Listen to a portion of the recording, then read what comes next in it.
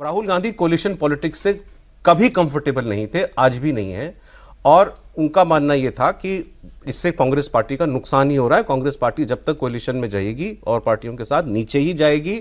और बिहार के इलेक्शन के बाद खास तौर पर अब वो कोलिशन से बाहर निकलना चाहेंगे, राज्यों में कहीं वो कोलिशन में नहीं रहना चाहेंगे। मतलब इंडिया गठबंधन की अंत्येष्टि हो गई, अगर उनकी बात सत्य है तो। आपको लगता है राहुल अगर जो सोच रहे हैं इस वक्त ठीक सोच रहे हैं? पहली बात तो यह है कि कांग्रेस पार्टी ही गठबंधन की राजनीति के पक्ष में नहीं रही है। सोनिया गांधी के आने के बाद भी जो पंचमढ़ी में उनका जो शिविर हुआ था ब्रेन स्टॉर्मिंग का, उसमें ये घोषणा की गई थी, रेजोल्यूशन पास हुआ था कि हम रीजनल पार्टी से समझौता नहीं करेंगे, ये सांप्रदायिक और जातिवादी पार्टियों से कांग्रेस दूर रहेगी। लेकिन शिमला में जब ब्रेन स्टॉर्मिंग हुई तो ये रियलाइज़ किया कि बिना गठबंधन के सत्ता में नहीं आ सकते। तो 2004 में पहली बार कांग्रेस गठबंधन की सरकार में गई। नहीं तो आप देखिए जो भी सरकार बनाई, जिस सरकार को सपोर्ट दिया सबको गिराया। अगर कांग्रेस का प्रधानमंत्री नहीं है तो उस सरकार को गिरा दिया कांग्रेस ने। वो चाहे चौधरी चरण सिंह हो, चाहे एच.डी. देवगौड़ा, इंद्र कुमार गुजराल, चंद्रशेखर, जितने भी कांग्रेस के सपोर्ट से प्रधानमंत्री बने, उनको कांग्रेस ने कुछ समय बाद गिरा दिया। तो कांग्रेस कभी कंफर्टेबल नहीं रही रीजनल पार्टी से। और सबसे पहली सरकार कम्युनिस्ट पार्टी की केरल में बर्खास्त की। नेहरू जी प्रधानमंत्री थे, इंदिरा गांधी कांग्रेस अध्यक्ष थी, चुनी हुई सरकार को बर्खास्त कर दिया। तो ये तो लंबा सिलसिला है कांग्रेस का। यहाँ राहुल गांधी की सोच ठीक है नहीं, ऐसा है कि परिस्थिति के हिसाब से सोच होनी चाहिए ना। आपकी अपनी ताकत हो, आप गठबंधन में गए क्यों? बिहार में क्यों गठबंधन किया आपने? क्योंकि आपको मालूम है अकेले लड़ेंगे तो सारे उम्मीदवारों की जमानत जब्त होने की नौबत आ सकती है।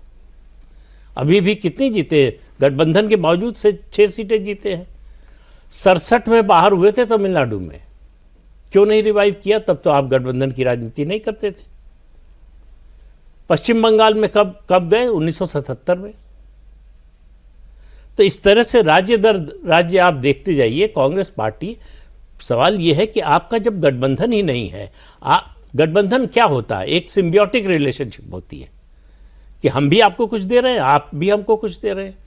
जब गठबंधन ऐसा होने लगे 2 पार्टियों या 3 पार्टियों या इससे ज़्यादा का, जिसमें एक पार्टी कुछ कंट्रीब्यूट ही ना कर रही हो, तो ये बिहार के बाद सारी रीजनल पार्टीज में जो कांग्रेस के साथ काम कर चुकी हैं, ये रियलाइजेशन है कि कांग्रेस हमको ड्रैग करती है, कांग्रेस टेबल पर कुछ लेकर नहीं आती। फॉर एग्जाम्पल अगर बिहार में आरजेडी अकेले लड़ी होती तो बेहतर करती क्या?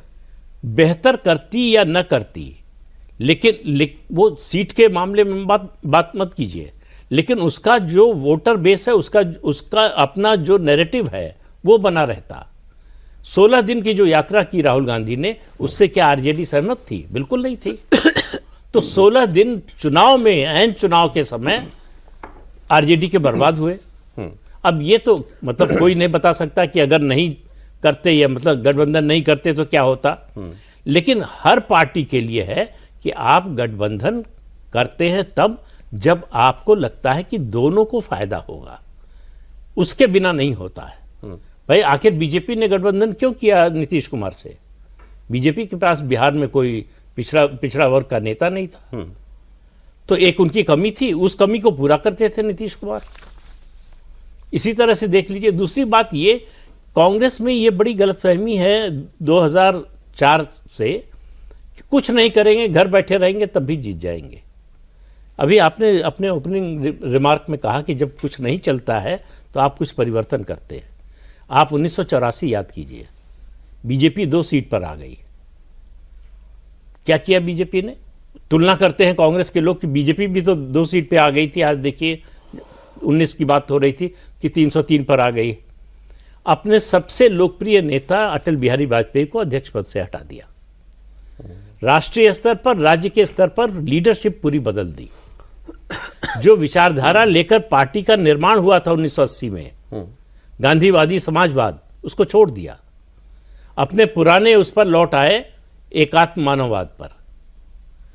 तो अगर आप इन चीज़ों को नहीं देखेंगे, केवल ये देखेंगे कि 2 से 303 पहुंच गए, तो आप हमेशा गलत नतीजे पर पहुंचेंगे।